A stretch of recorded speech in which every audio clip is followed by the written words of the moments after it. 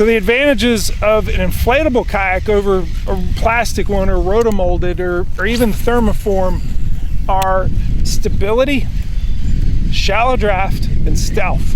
The stability, you saw, me moving at almost 7 miles an hour, standing up with the Torqeedo pushing me along. I don't feel, especially in current, I don't feel comfortable doing that in many boats, but this one I feel completely secure, and it really has to do with the physics of a platform of compressed gas. Have you ever tried to drown a beach ball? That's the analogy I like the most. It doesn't want to go down, and neither does this. So you lean on it hard, and it's got a huge footprint, and it just, it holds you steady. Great primary stability, really the best. The shallow draft, the shallowest I've actually recorded, even with all my gear, I've cleared objects that were 2¼ inches below the surface that I've been able to clear. I've been able to scoot over. Once you get to 2½, you're not even rubbing them. So that is an amazing feature to have, especially in rivers like the Susquehanna River here when it gets low and clear. It's not today, but when it does get really low, having that advantage of super shallow draft is just really nice.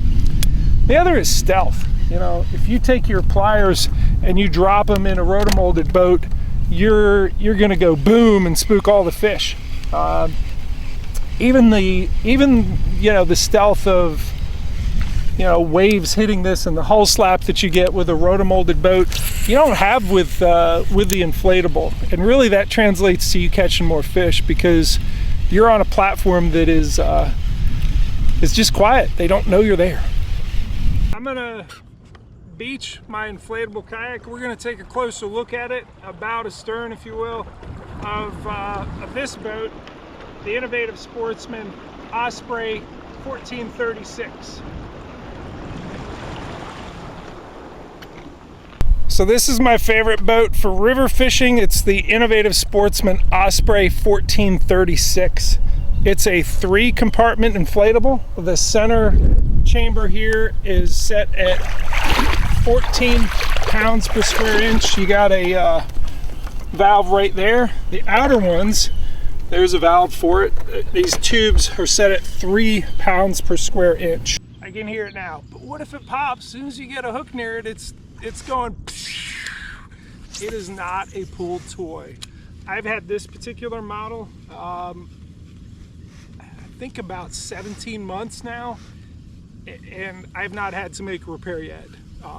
The biggest thing that would cause a puncture is actually fish fins. As you land fish, think of all the times that your hands bleed from handling a fish and it finning you. Happens all the time, right? Well, that same sort of puncture from the fish fin can put punctures in an inflatable kayak. I know that the design of this hull is something that is doubled up in areas where you bring fish in, where you're landing them. This area, from there to back there, is doubled up. The bottom is doubled up. So that double layer is a great protection against the most likely puncture, which is a fish fin. Let's go bow to stern. I have an Anchor Wizard anchor off the front. I will tell you, I also have one here at the back, right there. And they're both set up with this Scotty anchor boom that is attached to the inflatable with this. These products are called switch pads.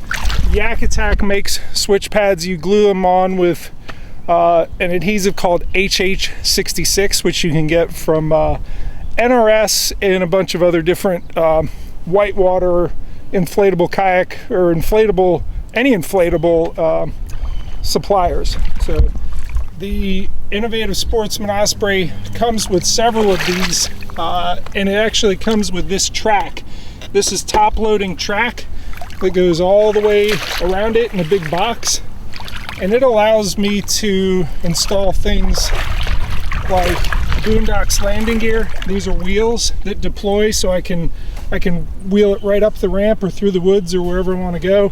I have the Torqeedo Ultralight 1103. This is a 3 horsepower electric outboard capable of moving this boat up to 6.8 miles an hour. But all of it's facilitated by the track here. I have Yak Attack components here, like this lock and load base that goes up to my GoPro here to record all my adventures. This is foot control steering here that actually steers the motor there at the back. I also have it set up where I can stand up and use these levers to really steer it. And you saw that in that Insta360 video where I was, making those quick turns. I was reaching down and touching this.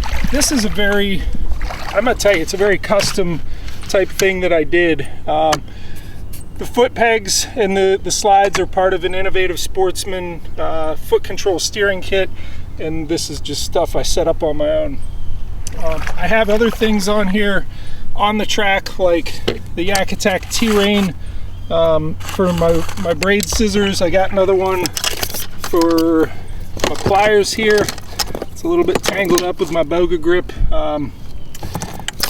Boga grip here that's on a tie-down eyelet. Elevated rod holders, or not rod holders, paddle holders. That's the Yak Attack double header. So when I put the paddle low, not when I'm standing and operating the Torqeedo throttle and these stick steers, but when I'm low, my paddle goes there. When I'm high, I'm elevated, standing up, sight fishing like what you just watched. It stays up tall. Lots of rod holders. These are the Omega and Omega Pro rod holders. This is the Insta360, the really tall pole that I just had. I just telescope that thing way up there. That's what got the footage you just watched. Another camera mount here for the camera I'm filming with. Man, it's kind of endless what you can rig on a boat like this with this track that's throughout the whole thing. Not sure what else to tell you, but it's really become my favorite river fishing kayak. If you want to see more videos of me in it, you can look at the Inflatable Kayaks playlist on my YouTube channel, The Little Stuff. If you wanted to do some filming with the Insta360 camera, look at the affiliate link in this video. This allows you to get some really interesting, I'm gonna say drone-esque, like a drone but in close footage.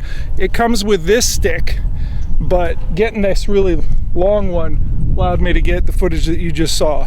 Lots of other accessories, and something that can really elevate your game in terms of telling the stories of your adventures on the water or whatever it is you do. I strongly recommend you get this tool just for those really interesting angles. Again, check the affiliate link in the description of the video.